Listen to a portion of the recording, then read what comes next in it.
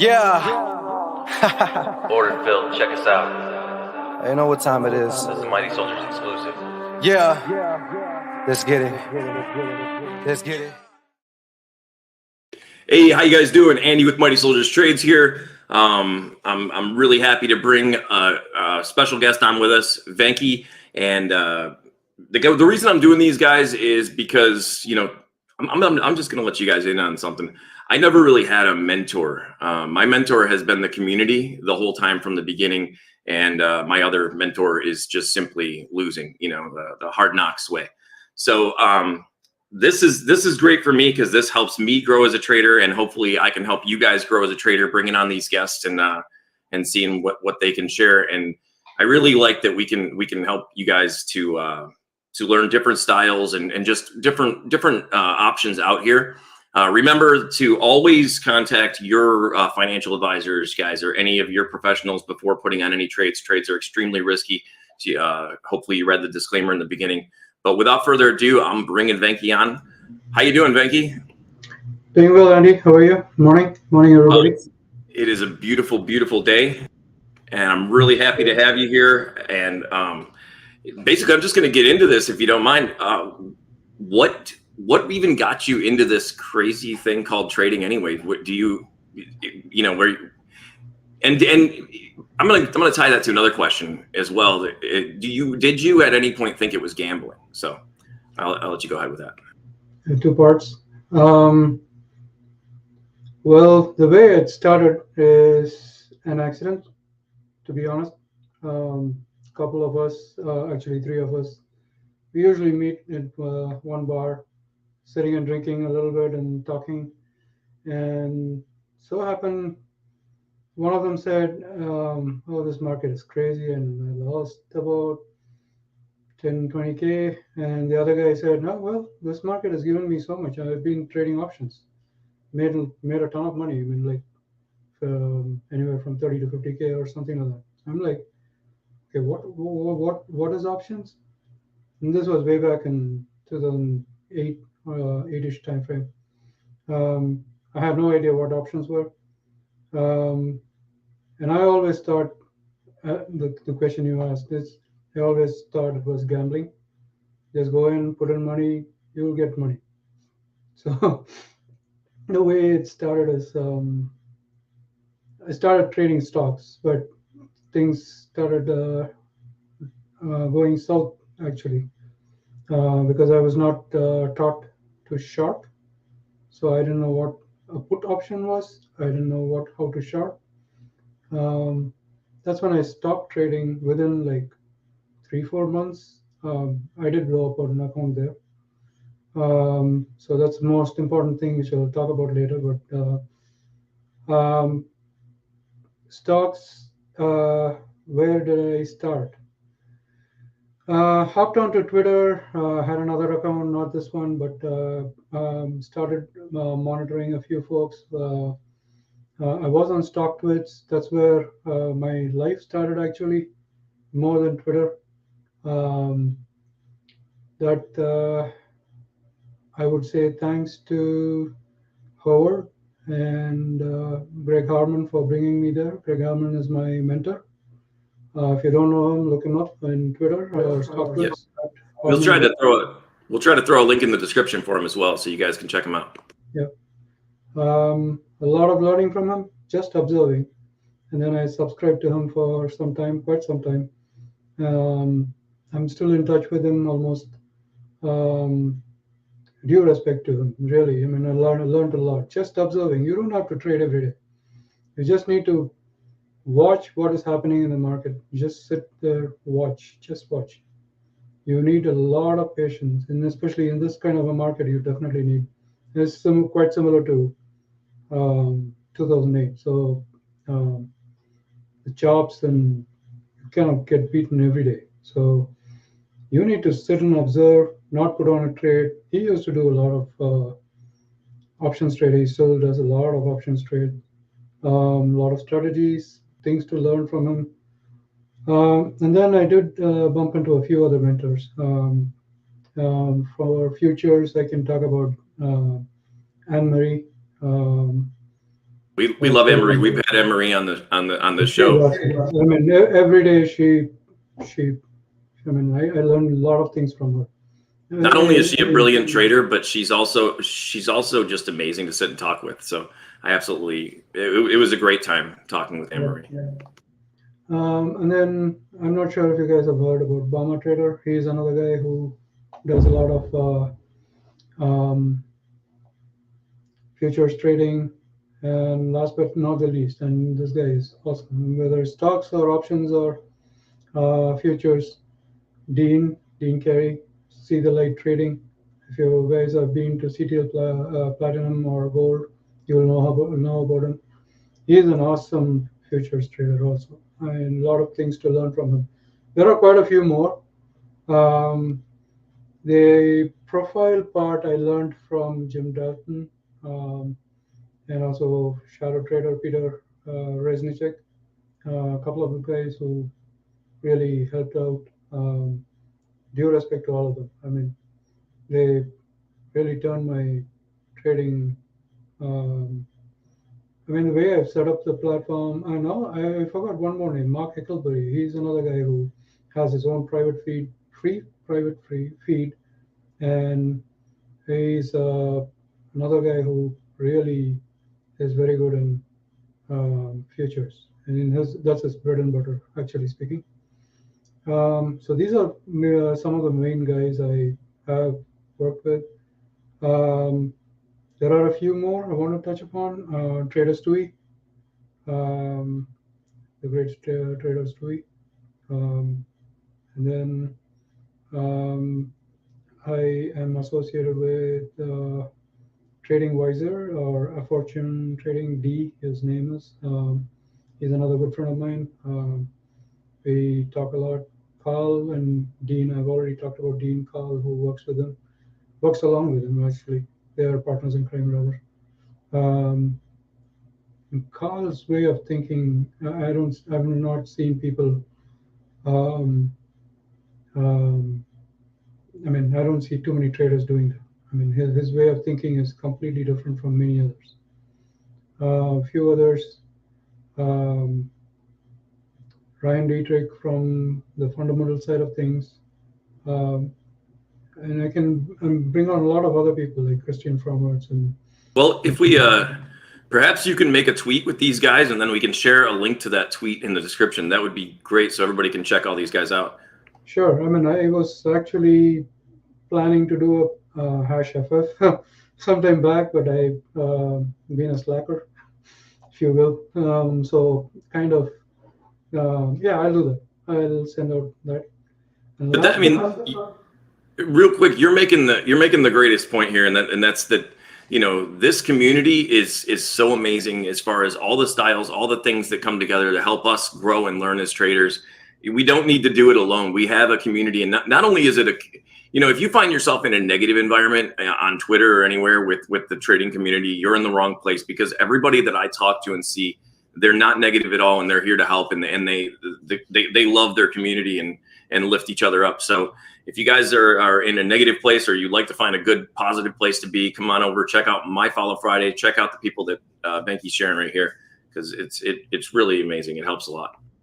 Yeah, I mean, you just don't have to trade every day. I mean, you don't literally. I'm telling you this. This is how I learned a lot of things here.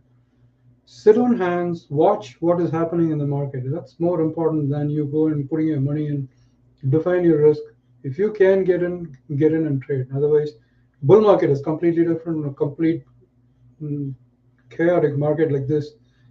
I mean, you have a lot of geopolitical events going on. You have Feds raising rates left, right, and center, and it's not stopped. It's not going to end. They will do more. You're not looking at. I mean, people are happy that oil is coming down. I'm not done with it going up. That's one, and then inflation, as I said, and then you have elections coming up. You can shop. This market can shop right up until November. People are not ready for that. And I'm being very frank here. I'm going to what I'm seeing from some of the technicals here, and also maybe short-term bounces here and there, but I'm not going to put my money in this year in its entirety to work, because market is absolutely chaotic. So let's get some clarity towards October, November. Then you'll know what is going on, and you can enter in. Um, I mean, I know this time frame is a seasonality thing for bulls, but that's not it.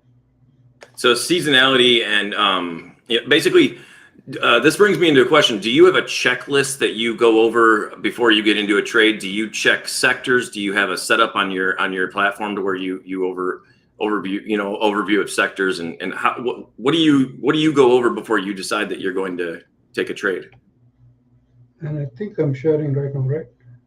Okay. Yeah, we can bring your screen up. So here we go. Okay. For example, this is a gamut of XLF, and the top few names in XLF, which is a financial sector. So I go in and see how this chart looks like on daily. It's not just this, but also I would go into each and every individual chart on multiple time frames here. The most important thing people don't do is look at, they're glued to either an hourly 30 minutes or a daily chart. They normally don't look at the monthly, quarterly. These make a lot of sense. I mean, price has history. I mean, you go back, look at it. Where has it started from? Where has it come from? Where is it now? Where can it go? Up, down? Nobody knows. But this gives you a clear picture of how things have shaped up. And you, for example, XLF, you're at one of the spots where this is retesting on monthly and nobody is talking about it. So can it go lower? Yes, definitely, because I see a potential for it to come and test the quarterly. And the pink line is the 50 SMA. That's something I'll talk about, what all indicators I have, and the MAs and all that stuff. But so they're not looking at some of those things. And there are, yes, definitely I look at sectors. I look at the top. If you can go back to that previous screen real quick. This one? The one with the that you were just showing with the time frames. Yeah. See, the one thing I want to point out here is that if you notice, looking at the quarterly, the monthly, and everything, you can see that we're in a clear downtrend. But when you zoom in and you're looking at the daily, you could get the misconception that we are now, because we've had a couple positive days, that we're heading back to all-time highs. You know, and I hear that a lot right now, that everybody's like, okay, we found a bottom. To me, a bottom is a simple process. It takes time. It has to evolve. To me, on a weekly, this looks like a bear flag. Still, you still haven't tested the 200 SMA on weekly. For example, this is XLF. Again, if I look at SPX, which everybody follows, and that's my gauge actually. Let me zoom this a little bit here. This is clearly, I posted this chart at least a couple of times, I think. This is clearly a head and shoulders. And this is not a favorite pattern of mine, because I'm usually a buyer at the neckline. I always think about a counter trend trade around here. I never trade this on the short side normally. But this time when I saw this, this looks really ominous, and kind of posted this chart at least a couple of times, as I said. So all it's done is, maybe if you look at Elliott, maybe it could be a 1, 2, 3, 4, 5. Maybe it's coming back to do a ABC to retest the neckline. It still has ways to go down. Maybe a short-term bounce here. It still looks like a bear flag to me. Maybe it bounced till the 21 SMA here. But I mean, there are multiple ways of looking at it. Now it's a positive divergence on the Williams. I mean, this is another thing I do use. The Williams percentile and RSI combination is what I use mainly. I do not use MACD. MACD is a lagging indicator, and all the price action occurs mostly before before a event turns. So I do look at it on maybe quarterly, at once or twice a month, but I just look at the percentile and RSI. Those are main things for me. I mean, that's my bread and butter. And then, yeah, definitely this can bounce to the 21 EMA, SMA, whatever. This white line is a EMA, this is SMA. I'm just putting it as a gauge, but yeah, multiple time frames is something you need to put it on and see how things are. Absolutely, very important. If I look at the quarterly, it's nowhere done. I mean, it's only halfway here. The last time it went all the way down here, maybe even if you look at this one, it's towards the bottom of that range. So maybe a small bounce and then it comes down. I'm not buying this market. And maybe short term in and out. That's it. But yeah, this is your SPX. At least the minimum retest area would be somewhere. I can look at it as 3,400 minimum. Nobody's talking about it. I see Bama Trader talking about it, but not many. On quarterly, it can easily come down to 3,100, where your 61.8 is. I'm a big fan of usage of fibs. If I can ask you a longer term buy, sorry, I'll just finish it off. If I'm going to be interested in a longer term buy, it'll be either on monthly or quarterly at the 61.8. Sorry. Right. I was just going to ask you, definitely finish up anything you need, but I was going to ask you, how do you decide to set up your fibs, if you don't mind teaching us that today? Sure. So from the low here, for example, this is a monthly chart. Let me go blow it up. And also, while you're doing that, what do they tell you exactly? What are you looking for when you're looking at the fibs after you've set them up? The retracements or the extensions, how far it can go, how far it can fall. And these are some of the golden ratios, like the 50, 61, and 70.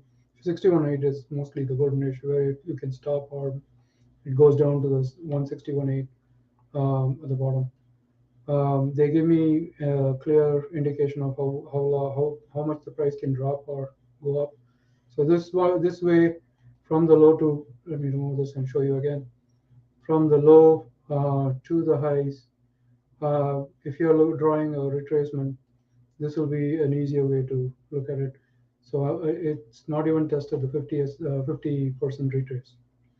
It's still a bull market on a monthly chart if you look at it.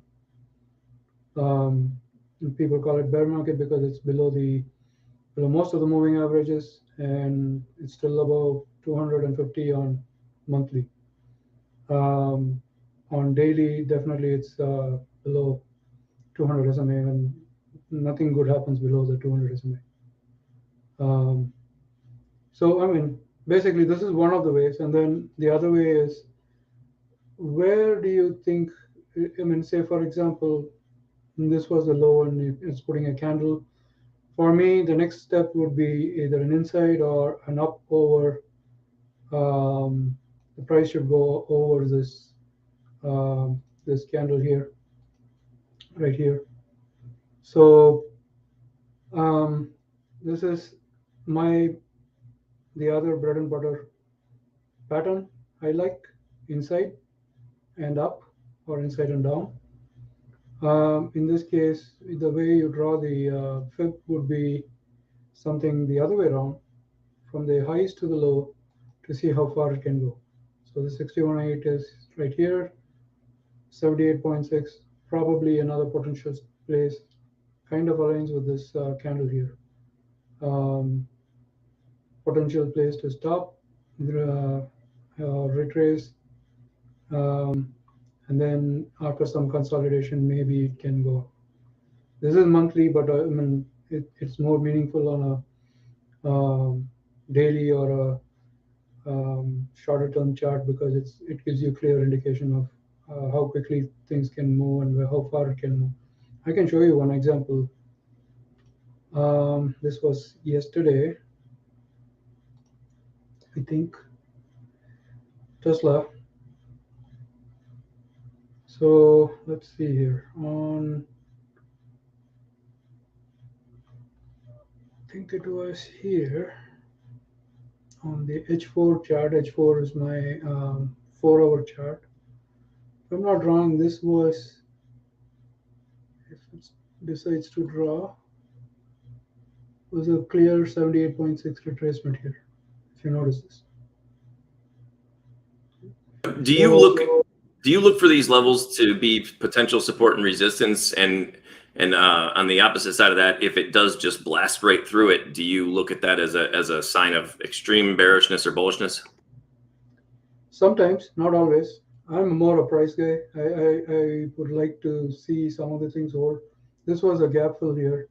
My eye was on this gap fill, and when I had this fib open, drawn out, it kind of aligned with the 78.6. So now what I'll be looking for is a potential reversal candle, either a hammer or some kind of a doji and a confirmation up, or maybe an inside and up, something like that. This is kind of some of the folks who use strats. I don't use the exact terminology with the numbers and all that. It's highly confusing for me, but it's pretty similar. Inside up, this one was a hammer and confirmation. My bad. So if you notice this, it's a hammer and a confirmation up, and then a doji, and then started moving up again. So this chart is not. I mean, this is something which I looked at on a few days ago on the 4-hour chart. If you don't mind, go ahead. Well, you had shared the UPST stock setup for me a while back, and with what you were just showing me with Tesla, how we had all those that series of inside candles, holding at the lows there before we decided to start making our move. That was very similar to what UPST had at that time. So when you're looking at the strat and you're looking at these inside candles and stuff, do you pay attention to a series of very small tight candles when you're looking for a good setup? Yes, I do. What I also look at is some kind of a bottoming formation here. So in UPST here, it's now, I know a few people who know me well. I call something as a H cell setup. This is kind of a H pattern, kind of a weird looking H cell pattern, but usually this doesn't drop more, and it's outside the lower bodies also. Potential for this name to move up, but yes, I do definitely look at tight consolidation and also confirmation on RSI, percentile. Those are kind of things which I look at. Definitely this name is beaten up. Definitely can bounce. I'm going to look at even the weekly here, weekly and quarterly. Yeah, see, it's come back to probably the IPO low, or however you would put it. That's where it started, I guess. So good spot to keep an eye on. Any confirmation over this candle here for me. This is an inside down on monthly actually occurring, but if it stalls around the 22 mark and then puts in a bottom, possible that it can bounce. I don't think this name goes to zero, at least for now. Yeah, but tight consolidation. This is something I learned from Stewie. I know a recent name. Not sure which one it was. I don't know whether it was PDD or one of them he brought up. This is kind of a tight. It's kind of choppy here, but there was another name he brought up. I don't remember. Anyway, if it's kind of tight, I definitely keep an eye on this. This is a tight looking. This section here is a tight thing on a consolidation on a weekly. It's a clean little bear flag And Right, exactly. So it's kind of what you're asking for, I guess. Right? See, what I like about those, the one when you showed me the UPST, it was amazing because it was so tight and it was extended for a long, pretty decent amount of time. And what I love about that is that, no matter what, the decision is made for you, right? So it's so tight that when it breaks one way or another, we can clearly see that and decide that, okay, this is either exactly where I want to be or where I don't want to be. Exactly, and I think it was around this part somewhere here. This section here, I can draw the box if maybe. When we talked, I think it was around here, if I'm not wrong. This section here. I said it has room to go up on daily, and maybe it goes up, and then and if I'm not wrong, Andy, there was a. Well, actually, Venky, with this one that you had shared with me, it was before it made that giant move up. It was right around 110 was my initial stop price on that. Oh, it was here. Sorry, my bad. Right here. Yeah, so we had that move up and we came down and we got really, really tight in there for a while. And then we just started to turn into a rocket. This one here. This it was one of the most beautiful calls that I'd ever had anybody message to me. It's my thing is sticky here, and I think Toss is on a spree. This guy here around the spot. I think I did mention something like if it gets over. Or was it this one? I don't remember which one, but yeah, I remember that call. Yeah, it was right there in that really nice tight setup right before it really started making its move. Yeah, it was definitely a thing that I looked on the chart, and it was not a prediction or anything. It was just looking ominous. I'm not sure if it was on the daily or monthly, or sorry, weekly. But I remember it was all right. It was based off of this guy here. I can tell you where it was. So it was based off of this consolidation here. There is this touch of 2021 SMA, and I was thinking that it can pop from here. It did pop, but then the consolidation after that, and then the huge rip was around here. I think it was around here when I mentioned it and based it off of the weekly, and then probably told you that it was around, yeah, it was around the 110, 120 mark. And I did mention that. I recall that. Although my charts are now all kind of gone kaput because of this name has tanked literally after that. It is definitely left its former glory for the moment, Yeah, the name I have been stalking is a little bit more last few days is Roblox, though. It was kind of looking like more like a bottoming formation here, maybe. It's not a pure double bottom. Something happening here with the toss. So this one is more like not a pure double bottom, but definitely something I made a higher low. This was another one which I really liked. But the most important thing was my eye, and mostly I think even either Carl or Dean had also mentioned this on the stream. I think this is a doji, a couple of dojis here, and then doji and a potential what do you call confirmation, not confirmation, divergence on weekly, and then the up. This one has room till at least to me about 48, 40, 51. I trim some, at least half of it. Still has some more room. I'll trim some more around the 48 area. And then The other thing I'm keeping an eye on this name is for the quarterly chart. It's an inside candle. Yeah, it's beaten down, but if it does get over wherever this one ends next quarter, September-ish, actually October, this one has a potential to test the quarterly, maybe even this top of this candle. I don't know. Question with that: do you, when you're looking for that, when we finally get to that level, are you looking at the real body break, or are you looking at the high of the candle?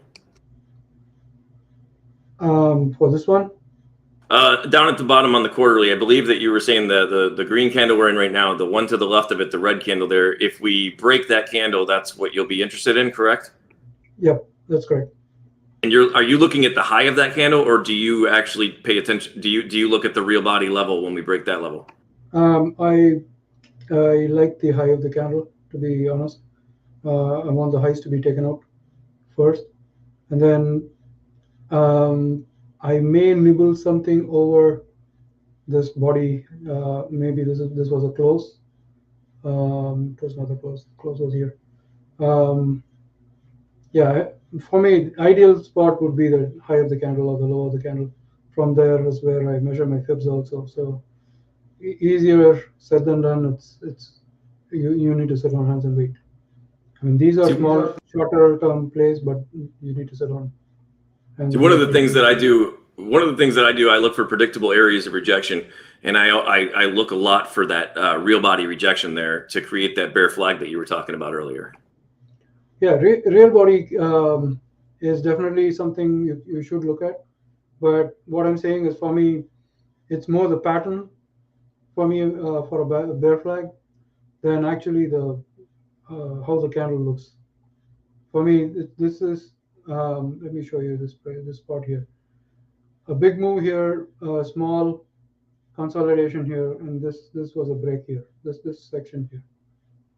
That's kind of how I look at it. And the negative divergence on percentage is that's kind of what I look at. When I say negative divergence, percentage are making not making new highs when the price is making new highs. Similar on RSI. That's something we need to keep an eye on. So those are kind of things you definitely need to keep an eye on most of these. It's not just, I mean, percentile is basically one thing I use for momentum. This is one of the, I would put it as a leading momentum indicator along with RSI. Price is the first one. Price always pays. That's what Brian Shannon says, and he's another person who I really respect. So I would say new traders, if they don't follow anybody else, I think that every new trader should definitely be following Brian Shannon. Brian Shannon has an amazing book, and everything that he provides, his wrap-up videos and everything are excellent. Yep, and I definitely like his videos also. I use VWAP, but the AVWAP has been pretty confusing for me for my way of trading. So not that I don't use it, but it's just I don't put it on any of these charts. Only on any. I mean, there is no fixed place where you can actually, draw that from. So you need to see where the lows are, highs are, where you want it to be technically. I mean, there are many different ways he outlines the AVWAP, the anchor VWAP, if you will. But it's a very good gauge if it works for many. It does work for many, but I have not been using it at all. Yeah, one of the things that I use a lot with my moving averages, I tell everybody that moving averages is kind of a figment of your imagination until it actually holds, till it actually becomes something. So don't just take a trade just because they cross or just because it touches. But what me and you were talking about when had a really nice conversation with you is, when you have that like declining 50 SMA or declining 65 EMA over top of your rising 200, and that to me is a clear sign that I need to have my ears up. I need to be watching out for what's going to happen next. And definitely, and for me, And the other thing I learned is a 513, 5 EMA, 13 EMA, or 8 or 13, one of them. 513 was the one I was told. Is a very powerful in moving average crossover to the downside on a daily chart or maybe even a weekly chart. I don't have that in this chart, but there is one where I do have it. The moment it crossed that, started sloping down. Those are short-term, real quick kind of a gauge where once it starts falling or dropping, downward sloping rather, it takes time for it to, start going up. And price, once it starts going on down the way it is, say for example, this is 10, and it's not too far away from the 510. So this 10 starting to drop down. All this is bearish action. Anything here, unless this one flattens out, the way I really like it is to flatten out and then go up. It's not like come down then go up like this. That's not how I like it at all. I will never touch a stock which has a completely downward sloping and then immediate up, and rarely those work.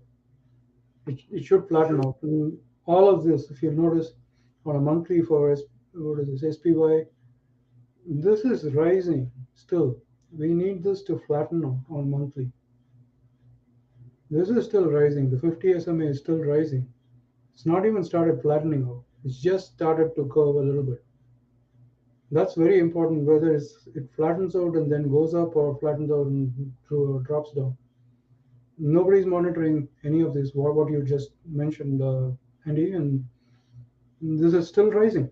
And nobody's talking about it much here because they don't pay attention to the slope of these MAs. I mean, MAs mean nothing to some of them, which is fine. I mean, that's their system. But for me, I pay a lot of attention to the slope of the moving averages, especially like I said, when we have the lower one that's sloping downward over the rising 200 there. But also, if you notice, when we were making all those moves up in relation to the 20 EMA on the weekly, we price relation to the moving average there, we were mainly holding above it. We've only popped a few lower shadows, and there was really nice entries along that whole way.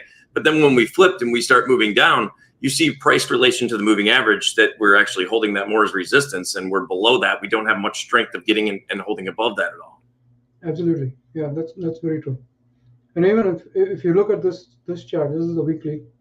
If you see this kind of starting to turn here, what I would ideally like is to flatten out a couple of weeks and then turn back. Now that it's out of woods, price action is still iffy. It can still go down. I'm not sure too convinced that this is the end of the lower price levels, but shorter term or even on a weekly chart, potential for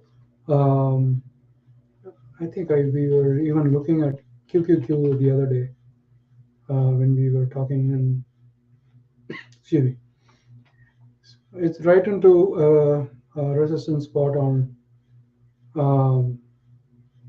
daily. This is the Nasdaq ETF, straight to the 50 SMA. I don't know if it tagged even, but this is a potential spot, and maybe a small, yeah, there is a divergence on the percentile also. I would look for confirmation to probably short it to maybe 21 SMA if at all. And this is as early as next week. And this is the first time it's touching the 50 SMA from bottom after it dropped. If you look at this. And you also see these as predictable areas of rejection potentially, correct? Yep. Very much. And these are very, very important. And there is a gap to fill here. Maybe it does go up till there and then falls, but the Bollinger Bands are still kind of contracting, trying to contract here. Price is still inside, even if it goes up, unless it opens up or down one way or the other. I think it's going to be within this range for some more time. And ideally, the way I would like this is to come down, test this guy here, and then maybe go.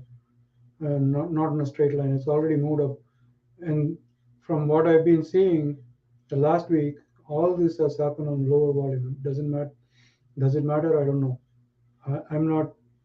Sometimes I don't attach too much importance to volume when it goes up, but always a powerful move such as this, and if it wants to continue, you need volume here. Volume, that is one of the things. Sorry about that. Go ahead. No, volume and price coupled is very important. Yeah, I was going to ask you that if when you see that our big nice green candles have the big spikes of volume versus low volume on the red candles, does that mean anything to you as far as where the volume sets, when how aggressive it is in which direction? Usually follows the direction in which the price is moving, but on these kind of things here, right here, when volume is kind of stalling or awaiting, what you can think of as a potential reversal, meaning people are slowing down the selling. There may be some buyers stepping in. We need confirmation on, again, this is again and again, I will repeat it. For me, without these confirmation points with the RSI and %R and price moving higher, I will never take a trade here. And for me, this was when it came down, tested the lower Bollinger Bands, I decided, okay, let's see if I can probably look at something with a confirmation next day. My buy was after this candle, not here, because I wanted some confirmation on the %R also. But yeah, definitely when it drops down or goes up on a lower, and if it's moving sideways, and there are some very good examples of in a bull market, it's easier to show. And when there is volume kind of slowing down, a lower volume is usually not a bad thing, actually. It's consolidating on time rather than price. So you're looking for a volume contraction in that case, something like that? Yeah, that's right. It went up, now contracting, and then again another pop. This pop is on a higher volume here. This one has pretty much on a much lower volume, actually, except for this one candle. May have been a rebalance or something, I don't know. But came down not on too much high volume, but then the upward should have been on a higher volume, but it was just meandering.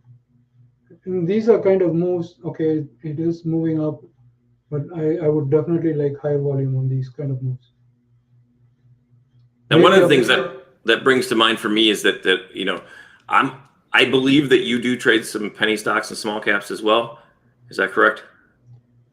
You said penny? Yeah, I trade garbage stocks. I trade penny stocks. I trade the movers of the day sometimes, and I've learned to do it pretty successfully. And one of the things I notice with the volume, is sometimes when you see these things, you'll have next to no volume on this huge giant green candle, and as soon as market opens, we'll start dropping and consolidating and dropping, in a downward channel, basically. And at that point, all the volume comes in, just huge volume, but it's all in the movement of bringing us back down, stair-stepping down, So, I mean, that's different than looking at something that might be a little more higher quality setup, but in penny stocks, we see that quite often. Yeah, it's been years since I've touched a penny stock. I usually avoid trading anything below $10. Very, very rare. Siri was one. I think Vonage was one. When it was trading, maybe onesie twosie here or there, but I avoid anything less than 10. There's absolutely no liquidity. Sometimes it's like garbage. Yeah, it can turn bad real quick. Yeah, I mean, and I don't have the time for that. Really, something I would like to. I mean, I'm more very conservative. If a setup is there, price action is good, I will enter based on my the confirmation I received from some of these which I've already talked about. But otherwise, penny stocks I avoid. I have a couple more questions for you, but to recap a little bit, one of the things that you had told us is that we all need to learn to sit on our hands and just watch. So that I think is really important to know when not to take a trade is probably far more important than just hopping in and trying to make money in every single different possible scenario. Yep, sitting on hands. I keep saying that, but you need a lot of patience here. In this last year and this year, it's not 2019 where you got the COVID low and then the fire. That was completely different. Beautiful year, 2019. I mean 2019 or 2020, one of them. 2020 was a beautiful year, really. 2021, very selective. Most of the moves were on value plays, except for a few pockets of growth names moving up and down, and value again played a big part last year. When I say value, it's more like your utilities and consumer staples and all the boring names, technically speaking. There were some real good moves in Apple and Amazon and Google and stuff like that. But overall, last year was pretty decent also. This year, Absolutely. We knew that there was a Fed hike coming in, and we should have, would have, whatever, looked at dollar as a potential player in the space to have popped, along with the rates, TNX, 30-year, 10-year. 10-year is something I keep it on my. Let me pull this guy up here. So this is one of the thing I use. So the 10-year is always here. This is on a 30-minute, but I keep it for my view. And then the put call. This is of not much use to me, but it just gives me whether it's spiked or not in toss. I use this SIBO one more religiously. CPC is the equivalent of this one, dollar CPC, and then dollar CPC would be this is the total index, and I go with the equity only put call ratio usually, and that's and the 10-day moving average on that, whether it's closer to 0.4 or higher. I can talk about it in a different call, but there are some parameters for that. Then I have this Q, have a 130, 134, and then 117 on the lower side, kind of getting closer to where it can bounce, the indices can bounce, keeping an eye on that part also. And then your tick indicators, cumulative tick, some of them bought from Shadow Trader, and a couple of them like these are the radio fire indicators, which I got from John Carter and Simpler Trading. This is a very useful indicator. It's a combination of on a shorter term, it definitely helps. I do use the TTM Squeeze Pro on a longer term charts and shorter term coupled with this. I don't have it in any of these charts right now. But these are, this one is actually a Fisher transform and Fisher, slow stow combination. I have tested both separately and then this along with this.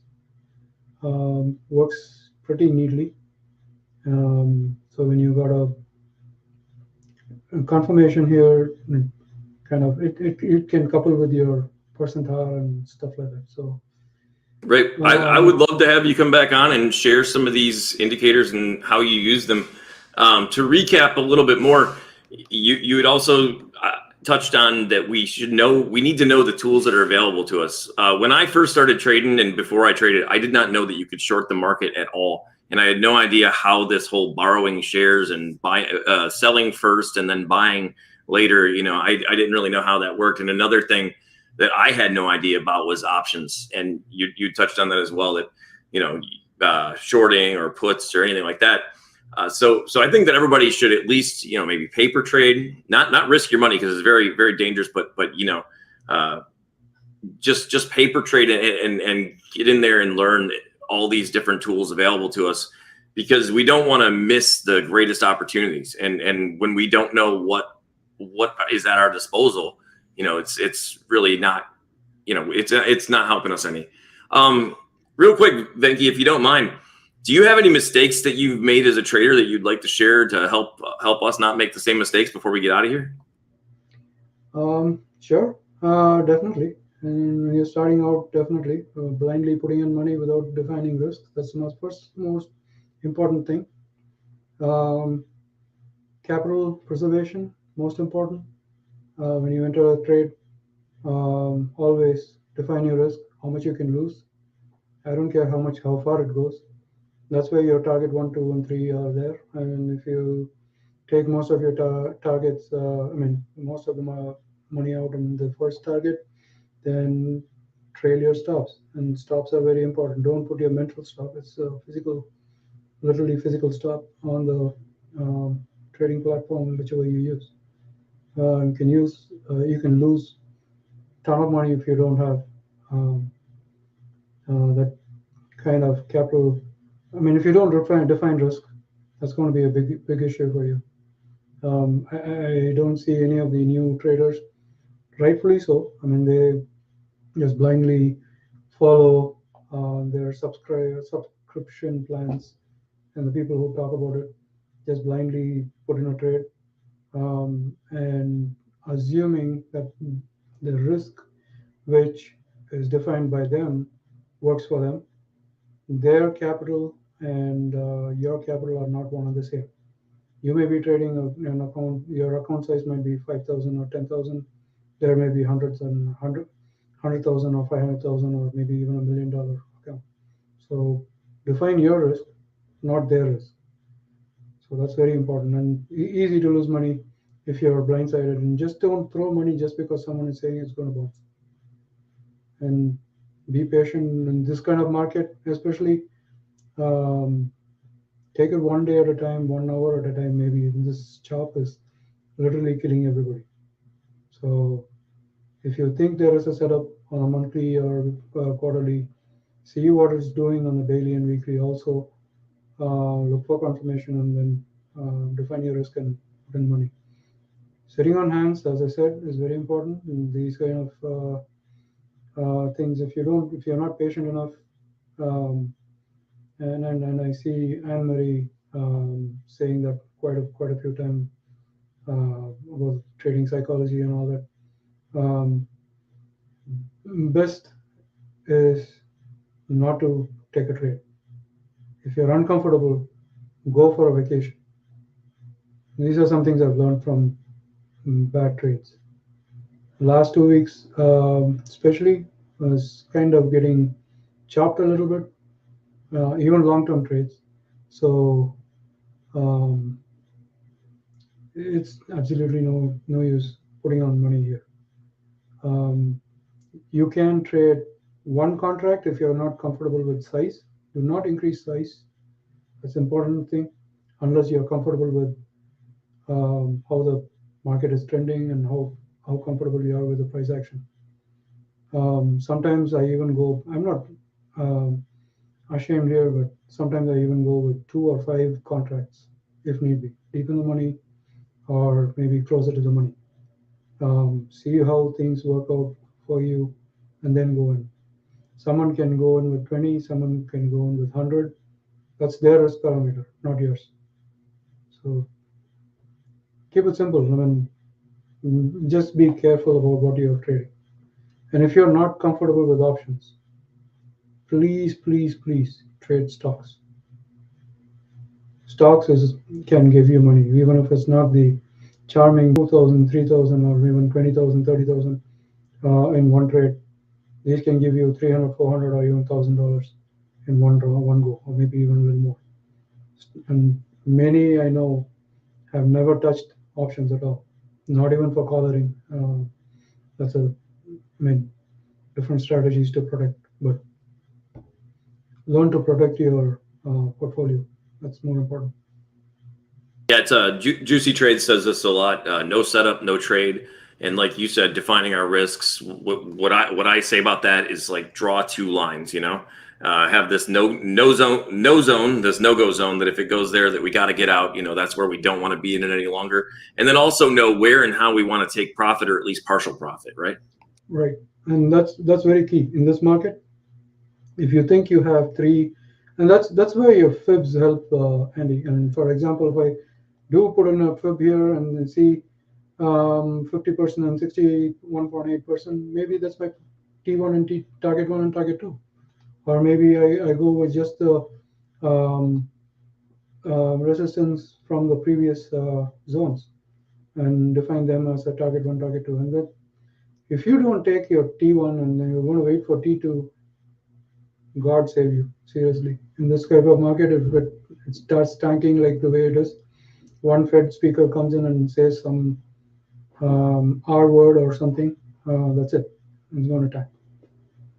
And Yeah, well, take profits as you go. It's not like, and raise stops. raising stops, that's a big one. And just basically to go back really quick, one of the mistakes that I had made of the things that you just suggested that we should always do is just the other day, I did not predefine my position size. So I had got too heavy into my play. I probably would have went 20 contracts maximum, and I'm sitting there with 80 contracts. So it's ridiculous, absolutely ridiculous. That's how you kill accounts, is doing stupid stuff like that. Easy, one trade. Thanks, done. And then if you're the other thing I really wanted to mention was I know many subscription providers or whatever you call them. They talk about weekly options. Very lucrative if it's a trending market. To me, if they are putting in giving you a trade alert with a weekly option, look at your risk. Please do your math, go back, see if you can take, if your account allows, even if it's 2 contracts or 5 contracts, take something far away from this week. You can really get chopped and killed. Go with something like I'm doing, this is what I'm doing. I'm going 3 months out, or maybe even with a leap. I don't care how much I pay for that contract, but at least my emotions are controlled and I can sleep better.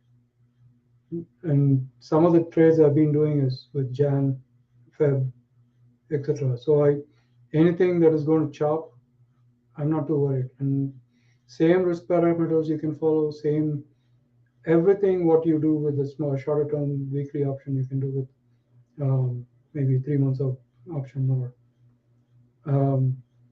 here's the other part.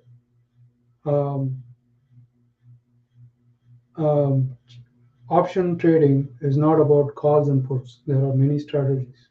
Learn them. Call spreads are there. Bullish risk reversals are there. You can short a put, short a put spread or call spread. For a stock, you can collar it. Many different ways to attack them. We can do a separate session on that, but if you're up to it, Venky, I would love to have you come on and talk more about the option strategies. I don't want to keep anybody past their time today, but just really, we really appreciate you coming on with us today. And I would like to know, where would you? I know that everybody can find you on Twitter. We'll put the link in the description for that. We'll also put a link to your follows there, and a link to the tweet if you make a tweet of those follows. But is there anything else that you'd recommend people to come see and learn from? I mean, you've wrote some articles, and you're. Yeah, I used to write in Seed Market before with Andy Nyquist. may continue at some point. I've not decided when, but thinking I may approach a little bit into Benzinga or somewhere to start writing. I'm not sure if I'm going to do that immediately. Substack is one I'm starting something there. I'll send a link when I'm ready. A YouTube channel to give some quick tips, maybe for not tips, mostly trade ideas or something. One or two what I see, and nothing big. Something to help out people. It's not for money or anything. So I did want to start a subscription service at least twice in my life, but I haven't done that yet. So I, for one, look forward to it if you do, and I would love to see anything that you. I mean, like I said, some really great setups, some really great charts put out by Venky here on his Twitter and everything. Definitely go give him a follow. And Venky, I really appreciate you having you here today, and I look forward to having you here next time. And we'll and everybody, thank you so much for joining us. Thanks, Venky. Thank you. Thanks, Andrew. Thanks, everybody. Be safe. Be well. Have a good day.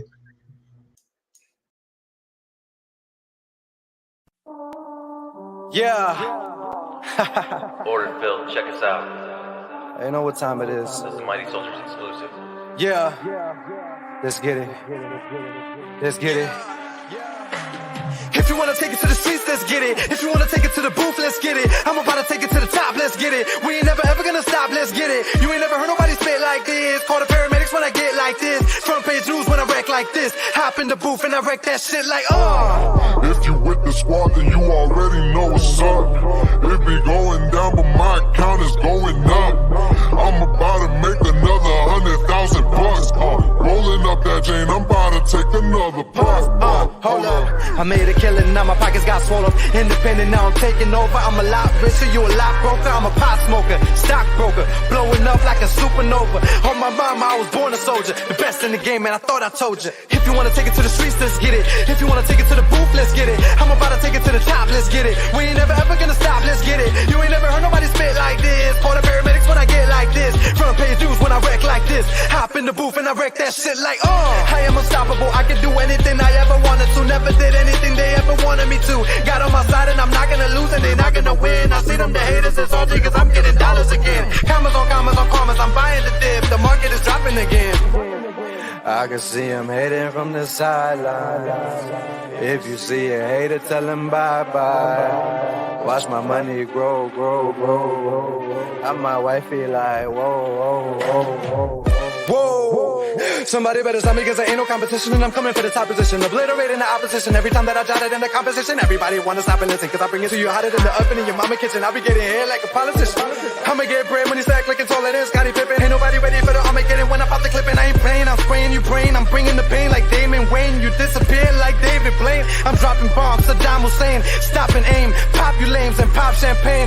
I ain't playing so stop the games, you know the name. If you wanna take it to the streets, let's get it. If you wanna take it to the booth, let's get it. I'm about to take it to the top, let's get it. We ain't never ever gonna stop, let's get it. You ain't never heard nobody spit like this. Call the paramedics when I get like this. Front page news when I wreck like this. Hop in the booth and I wreck that shit like, Yeah. Yeah. Yeah.